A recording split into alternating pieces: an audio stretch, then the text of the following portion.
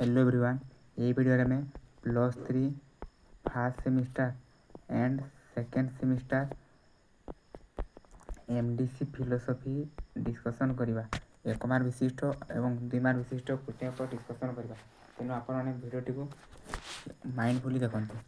प्रथम क्वेश्चन है क्यों माने वैदिक संस्कृतिर सृष्टिकर्ता यार आंसर आर्य माने होती वैदिक संस्कृतिर सृष्टिकर्ता। नेक्स्ट क्वेश्चन है वेदर अर्थ कौन? वेदर अर्थ कौन? वेदर अर्थ हूँ ज्ञान। यही क्वेश्चन गुड़िक बहुत इंपोर्टाट तेणु आपने क्वेश्चन गुड़ी को माइंडफुली देखु। यही क्वेश्चन गुड़िक राजेंद्र यूनिवर्सिटी पढ़ी क्वेश्चन। नेक्स्ट क्वेश्चन है ऋग्वेद में 10टी मंडल अच्छी। ऋग्वेद में 10टी मंडल अच्छी। केतोटी मंडल अच्छी? 10टी मंडल अच्छी। नेक्स्ट क्वेश्चन है वैदिक साहित्य डैश भाषा रचित होती। वैदिक साहित्य क्यों भाषा रचित होती? वैदिक साहित्य संस्कृत भाषा रचित होती। नेक्स्ट क्वेश्चन है ऋग्वेद में 10टी स्तुति मंत्र अच्छी। ऋग्वेद में 1028 केतोटी अच्छी? 1028 स्तुति मंत्र अच्छी ऋग्वेद में।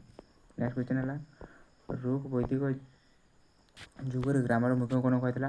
ऋग वैदिक जुग ग्रामर मुख्य को ब्राह्मणी कहला। नेक्स्ट क्वेश्चन है महर्षि वाल्मीकि प्राचीन भारतीय महाकाव्य रामायण रचना। महर्षि वाल्मीकि कहीं व्याख्यात होती। महर्षि वाल्मीकि प्राचीन भारतीय महाकाव्य रचना कर महर्षि वाल्मीकि रामायण रचना करते। आउ महाभारत किए रचना करते कमेंट रे कह। महाभारत रचना करते कमेंट रे। नेक्स्ट क्वेश्चन है क्यों वैदिक जुग में जाति प्रथा सृष्टि होता? क्यों वैदिक जुग में जाति प्रथा सृष्टि होता? परवर्ती वैदिक जुग में जाति प्रथा सृष्टि होता। नेक्स्ट क्वेश्चन है गार्गी किए थे? गार्गी वाचक नबी जन भारतीय दार्शनिक। गार्गी वाचक जन भारतीय दार्शनिक थे वैदिक जुग में प्रसिद्ध महिला विद्वान वैदिक जुग। गार्गी, मैत्रेयी, लोपामुद्रा एगुरा सब मैंने ब्रह्मवादी थे। नेक्स्ट क्वेश्चन है महाभाष्य रचयिता कि? महाभाष्य रचना थे यार आंसर है पतंजलि। पतंजलि एवं आम पार्ट 2 डिस्कसन करवा 2 मार्क विशिष्ट क्वेश्चन। प्रथम क्वेश्चन है ये क्वेश्चन गुड़ाक ही आप एग्जाम आसो आउ गुड़िक आसला भाया ना तेणु आपने भलसे देखो। आर्य मान मुख्य जीविका कौन थी? प्रथम क्वेश्चन है आर्य मान मुख्य जीविका कौन थी? यार आंसर हो आर्य मान मुख्य जीविका कृषि और पशुपालन था। कौन? कृषि और पशुपालन था। प्राथमिक अवस्था मुख्यतः गाई, घोड़ा, मेंढा आदि पालन करते। परवर्ती समय कृषि को अधिक गुरुत्व दे जौ, गहम और धान आदि फसल उत्पादन करने आरंभ कर। आर्य मान मुख्य जीविका कौन था? कृषि और पशुपालन था। आर्य मैंने गाई, घोड़ा, मेंढा आदि पशु पालन करते जौ, गहम, धान आदि चाष करते। नेक्स्ट क्वेश्चन है चतुराश्रम धर्म कौन था? चतुराश्रम धर्म कौन था? यार आंसर है प्राचीन भारतीय वैदिक समाज में मनीषर सामरिक जीवन को 4टी सोपान बा पर्यायर विभक्त कराइला। यही व्यवस्था को चतुराश्रम धर्म कहुए। ये 4टी आश्रम है ब्रह्मचर्य, गृहस्थ्य, बानप्रस्थ और सन्यास।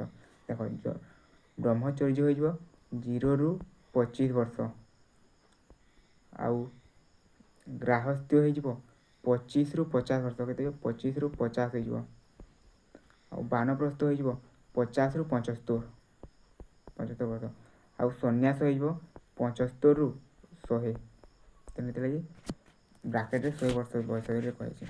नेक्स्ट क्वेश्चन है ऋग वैदिक जुग में नारी मानकर पदमर्यादा कौन था? यार आंसर हो ऋग वैदिक जुग में नारी मानकर स्थान समाज में अत्यंत उच्च तथा सम्मानजनक था। से पुरुष मान समान शिक्षागत और धार्मिक अधिकार पाते और यज्ञादि कार्य भाग नौते। से बाल्य विवाह और सतीदाह उपर कुप्रथा नाला। लोपामुद्रा घोषणा पर विदेशी नारी थे। देख ऋग वैदिक जुग में नारी मान पुरुष मान समान करता आउ नारी मैंने शिक्षा लाभ करते आउ से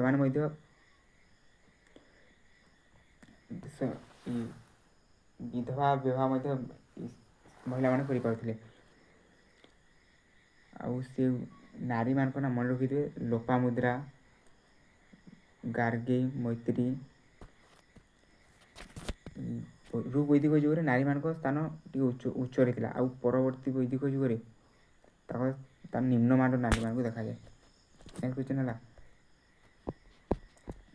ଯୌଥ ପରିବାର ଉପକାରିତା ଲେଖ। ଯୌଥ ପରିବାର ଉପକାରିତା କ'ଣ? ଯୌଥ ପରିବାରରେ ସମସ୍ତ ସଦସ୍ୟଙ୍କ ମଧ୍ୟରେ ସ୍ନେହ ସହଯୋଗ ଓ ଏକତା ବୃଦ୍ଧି ପାଇଥାଏ। କ'ଣ? ଯୌଥ ପରିବାରରେ ସମସ୍ତ ସଦସ୍ୟ ସ୍ନେହ ସହଯୋଗ ଏକତା ବୃଦ୍ଧି ପାଇଥାଏ। ଏଠାରେ ବୃଦ୍ଧ ଅସୁସ୍ଥ ଓ ବିଧବା ସଦସ୍ୟମାନଙ୍କୁ ସାମାଜିକ ଆର୍ଥିକ ସୁରକ୍ଷା ମିଳିଥାଏ। ପରିବାର ଖର୍ଚ୍ଚ କମ୍ ହେବା ସହ କାର୍ଯ୍ୟର ବିଭାଜନ ଯୋଗୁଁ କୌଣସି ଜଣଙ୍କ ଉପରେ ଚାପ ପଡ଼ିନାହିଁ। ଦେଖ, ଯୌଥ ପରିବାରରେ ସଦସ୍ୟମାନଙ୍କୁ ଅତି ସ୍ନେହ ଆଉ ସମସ୍ତଙ୍କୁ ସାହାଯ୍ୟ ମଧ୍ୟ କରାଯାଏ। ଆଉ ଯେତେକ ବୃଦ୍ଧ ଆଉ ଯେତେକ ଅସୁସ୍ଥ ବିଧବା ସମସ୍ତଙ୍କୁ ତାମାନେ ଟଙ୍କା ପଇସା ମଧ୍ୟ ଦିଆଯାଇଥାଏ। ପରିବାର ଖର୍ଚ୍ଚ କମ୍ ହେବା ସହିତ କୌଣସି ଗୋଟେ ବ୍ୟକ୍ତି ଉପରେ ଚାପ ନ ପଡ଼େ। ନେକ୍ସଟ କ୍ୱେଶ୍ଚନ୍ ହେଲା, ବେଦକୁ ଶ୍ରୁତି ବୋଲି ମଧ୍ୟ କାହିଁକି କୁହାଯାଏ?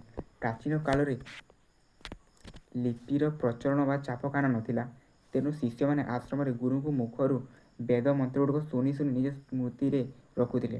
ଗୋଟିଏ ପିଢ଼ିରୁ ଅନ୍ୟ ପିଢ଼ିକୁ ବେଦ କେବଳ ଶ୍ରବଣ ମାଧ୍ୟମରେ ହସ୍ତାନ୍ତରିତ ହୋଇଥିବାରୁ ଏହାର ଅନ୍ୟ ନାମ ଶ୍ରୁତି ରଖାଯାଇଛି। ଦେଖ, ଯେତେବେଳେ ଆଗକାଳରେ ଗୁରୁକୁଳରେ କାହିଁକି କୌଣସି ଲିପିର ତ ପ୍ରଚଳନ ନଥିଲା, ଆଉ ଶିଷ୍ୟମାନେ ସେ ତାଙ୍କ ମୁଖରୁ ଯେଉଁ ସବୁ ବେଦ ସବୁ ଶୁଣି ଶୁଣି ସେମାନେ ମନେ ରଖୁଥିଲେ, ତେଣୁ ଏହାକୁ ଶ୍ରୁତି ବୋଲି କୁହାଯାଏ।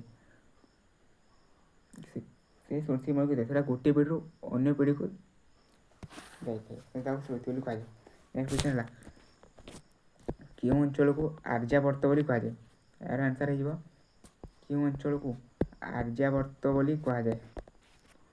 ପରବର୍ତ୍ତୀ ବୈଦିକ ଯୁଗରେ ଆର୍ଯ୍ୟମାନେ ସିନ୍ଧୁ ଉପତ୍ୟକାରୁ ଆଗେଇ ଆସି ଗଙ୍ଗା ଯମୁନାକୁ ଉପତ୍ୟକା ଏବଂ ସମଗ୍ର ଉତ୍ତର ଭାରତରେ ସ୍ଥାୟୀ ଭାବରେ ବସବାସ କଲେ। ହିମାଳୟଠାରୁ ବିନ୍ଧ୍ୟ ପର୍ବତମାଳା ପର୍ଯ୍ୟନ୍ତ ବ୍ୟାପ୍ତ ଏହି ସମ୍ପୂର୍ଣ୍ଣ ଆର୍ଯ୍ୟ ଅଧ୍ୟୁଷିତ ଅଞ୍ଚଳକୁ ଆର୍ଯ୍ୟାବର୍ତ ବୋଲି କୁହାଯାଏ। ପରବର୍ତ୍ତୀ ବୈଦିକ ଯୁଗରେ କ'ଣ ହେଲା? ଆର୍ଯ୍ୟମାନେ ସିନ୍ଧୁ ଉପତ୍ୟକାରୁ ଆସି ଗଙ୍ଗା ଯମୁନା ଉପତ୍ୟକାରେ ସ୍ଥାୟୀ ଭାବରେ ବସବାସ କଲେ। କିଏ? ଆର୍ଯ୍ୟମାନେ ସିନ୍ଧୁ ଉପତ୍ୟକାରୁ ଗଙ୍ଗା ନଦୀ ଉପତ୍ୟକାରେ ବସବାସ କଲେ। ହିମାଳୟଠାରୁ ବିନ୍ଧ୍ୟ ପର୍ବତମାଳା ପର୍ଯ୍ୟନ୍ତ ଅଞ୍ଚଳକୁ ଅଧିଷ୍ଠିତ କରିଥିଲେ, ତେଣୁ ଏହାକୁ ଆର୍ଯ୍ୟାବର୍ତ ବୋଲି କୁହାଯାଏ। ନେକ୍ସଟ କ୍ୱେଶ୍ଚନ୍ ହେଇଯିବ, ଅଷ୍ଟାଙ୍ଗ ଯୋଗ କ'ଣ? ଏହାର ଆନ୍ସର ହେଇଯିବ, ଅଷ୍ଟାଙ୍ଗ ଯୋଗ କ'ଣ? ଏହାର ଆନ୍ସର ହେଇଯିବ ଅଷ୍ଟାଙ୍ଗ ଯୋଗ ମହର୍ଷି ପତଞ୍ଜଳିଙ୍କ ଦ୍ୱାରା ପ୍ରଣୀତ ଯୋଗ ଦର୍ଶନ ଅନୁସାରେ ଶାରୀରିକ, ମାନସିକ ଓ ଆଧ୍ୟାତ୍ମିକ ଉତ୍କର୍ଷତା ଲାଭ କରିବା ପାଇଁ 8 ଗୋଟି ମାର୍ଗ ବା ସୋପାନ ରହିଛି, ଯାହାକୁ ଅଷ୍ଟାଙ୍ଗ ଯୋଗ କୁହାଯାଏ।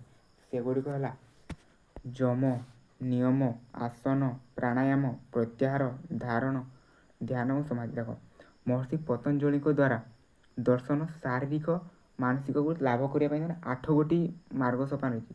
ତାକୁ କେତେ ରହିଛି? 8ଟି ରହିଛି, ସେଥିପାଇଁ ତାକୁ ଅଷ୍ଟାଙ୍ଗ କୁହାଯାଏ। କାହା ଦ୍ୱାରା? ପତଞ୍ଜଳିଙ୍କ ଦ୍ୱାରା। ଅଷ୍ଟାଙ୍ଗ ଯୋଗ କାହା ଦ୍ୱାରା ହେଇଛି? ପତଞ୍ଜଳି। କାହା ଦ୍ୱାରା? 8ଟି। ସେଗୁଡ଼ିକ କ'ଣ କଲା? ଯମ, ନିୟମ, ଆସନ, ପ୍ରାଣାୟାମ, ପ୍ରତ୍ୟାହାର, ଧାରଣ, ଧ୍ୟାନ, ସମାଧି। ଏଇଟା ମନେ ରଖିଥିବେ। ଆପଣଙ୍କ ଏକ୍ଜାମରେ ଏଇ କ୍ୱେଶ୍ଚନଟା ପଡ଼ିବାର 90% ଚାନ୍ସ ଅଛି। ନେକ୍ସଟ କ୍ୱେଶ୍ଚନ୍ ହେଲା, କର୍ମର 5ଟି ଉପାଦାନ କ'ଣ? ଏହାର ଆନ୍ସର ହେଇଯିବ, ଭାରତୀୟ ଦର୍ଶନ ବିଶେଷ କରି ଶ୍ରୀମଦ୍ ଭଗବଦ୍ଗୀତା ଅନୁସାରେ ଯେକୌଣସି କର୍ମ ସମ୍ପାଦନ ପାଇଁ 5ଟି ଉପାଦାନ ଥାଏ। ସେଗୁଡ଼ିକ ହେଲା ଅଧିଷ୍ଠାନ କହିଲେ କ'ଣ? ଶରୀର। କର୍ତ୍ତା କହିଲେ ଅହଙ୍କାର ବା ଆତ୍ମା। କର୍ଣ୍ଣ କହିଲେ ବିଭିନ୍ନ ଇନ୍ଦ୍ରିୟ। ଚେଷ୍ଟା କହିଲେ ଶାରୀରିକ ପ୍ରୟାସ ଏବଂ ଦୈବ କହିଲେ ଭାଗ୍ୟ ପରମାତ୍ମାଙ୍କ ଇଚ୍ଛା। ଦେଖ, ଭାରତୀୟ ଦର୍ଶନ ଅନୁସାରେ ଯେକୌଣସି କର୍ମ ପାଇଁ 5ଟି ଉପାଦାନ ଥାଏ, ସେଗୁଡ଼ିକ ହେଲା କ'ଣ? ଅଧିଷ୍ଠାନ, କର୍ତ୍ତା, କରଣ, ଚେଷ୍ଟା ଏବଂ ଦୈବ। ନେକ୍ସଟ କ୍ୱେଶ୍ଚନ୍ ହେଲା, ପରବର୍ତ୍ତୀ ବୈଦିକ ଯୁଗରେ କ୍ଷତ୍ରିୟଙ୍କ କାର୍ଯ୍ୟ କ'ଣ ଥିଲା? ପରବର୍ତ୍ତୀ ବୈଦିକ ଯୁଗରେ କ୍ଷତ୍ରିୟଙ୍କ କାର୍ଯ୍ୟ କ'ଣ ଥିଲା? ପରବର୍ତ୍ତୀ ବୈଦିକ ଯୁଗରେ କ୍ଷତ୍ରିୟମାନଙ୍କର ମୁଖ୍ୟ କାର୍ଯ୍ୟ ଥିଲା ଯୁଦ୍ଧ କରିବା। କ'ଣ କରିବା? ଯୁଦ୍ଧ କରିବା। ସମାଜ ଓ ବ୍ରାହ୍ମଣମାନଙ୍କୁ ଶତ୍ରୁ ଆକ୍ରମଣ ରକ୍ଷା କରିବା ଏବଂ ଶାସନ ଭାର ଗ୍ରହଣ କରିବା। ସେମାନେ ପ୍ରଜାମାନଙ୍କୁ ନ୍ୟାୟ ପ୍ରଦାନ କରିବା ସହ ଦେଶର ସୁରକ୍ଷା ପାଇଁ ନିୟୋଜିତ ହେଉଥିଲେ। ମାନେ କ୍ଷତ୍ରିୟମାନେ ପ୍ରଜାମାନଙ୍କୁ ଯୁଦ୍ଧରେ ସୁରକ୍ଷା କରିବା ସହ ତାଙ୍କୁ ସବୁ ନ୍ୟାୟ ପ୍ରଦାନ କରୁଥିଲେ। ଆଉ ବ୍ରାହ୍ମଣମାନଙ୍କୁ ଯେଉଁ ଆକ୍ରମଣ କରୁଥିଲେ ତାହାକୁ ମଧ୍ୟ ରୋକୁଥିଲେ। ତେଣୁ କ୍ଷତ୍ରିୟଙ୍କ ମୁଖ୍ୟ କାର୍ଯ୍ୟ କ'ଣ ଥିଲା? ତୁମେ ଜାଣିଥିବେ, ତାଙ୍କ ମୁଖ୍ୟ କାର୍ଯ୍ୟ ହେଲା କ୍ଷତ୍ରିୟମାନଙ୍କୁ ଯୁଦ୍ଧ କରିବା। ଆଉ ବ୍ରାହ୍ମଣମାନଙ୍କ କ'ଣ? ମନ୍ତ୍ର ପୂଜା ପାଠ କରିବା। ଆଉ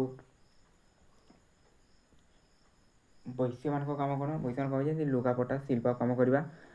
ଆଉ ଶୂଦ୍ରମାନଙ୍କ କାମ ହେଉଛି ବ୍ରାହ୍ମଣ ଲୋକମାନଙ୍କୁ ସେବା କରିବା। ଏଇ 3 ଜାତିର ଲୋକମାନଙ୍କୁ କ'ଣ? ଶୂଦ୍ରମାନଙ୍କ ସେବା କରିବ। ତେଣୁ ଏଇଠି ଆମର ଭିଡ଼ିଓ ଏଣ୍ଡ ହୋଇଯାଇଛି। ତେଣୁ ଆପଣମାନଙ୍କୁ ଯଦି ଭିଡ଼ିଓଟି ଭଲ ଲାଗୁଛି ତେଣୁ ଆପଣମାନେ ଦୟାକରି ଚ୍ୟାନେଲକୁ ଲାଇକ୍ ଆଉ ଚ୍ୟାନେଲକୁ ସବସ୍କ୍ରାଇବ୍ କରିଦିଅନ୍ତୁ, ଯାହାଫଳରେ ଆପଣଙ୍କ ମୋବାଇଲରେ କୌଣସି ଭିଡ଼ିଓ ଅପଲୋଡ଼ ହେଲେ ଆପଣଙ୍କ ମୋବାଇଲକୁ ନୋଟିଫିକେସନ୍ ପଳାଇଯିବ। ତେଣୁ ଆପଣମାନଙ୍କୁ ସମସ୍ତଙ୍କୁ ଧନ୍ୟବାଦ। ଆପଣମାନେ ଯଦି ଏହାର ନୋଟ୍ ପାଇବାକୁ ଚାହୁଁଛନ୍ତି ତାହେଲେ ଆପଣମାନେ ମୋର ଚ୍ୟାନେଲର ଡେସ୍କ୍ରିପସନ୍ରେ ଦିଆଯାଇଥିବା ଲିଙ୍କରେ ଟଚ୍ ହୋଇ ଟେଲିଗ୍ରାମ ଚ୍ୟାନେଲ ଜଏନ୍ ହୋଇଯାଆନ୍ତୁ। ସେଇଠି ଏହାର ନୋଟ୍ ପ୍ରୋଭାଇଡ଼ କରିଦେବି।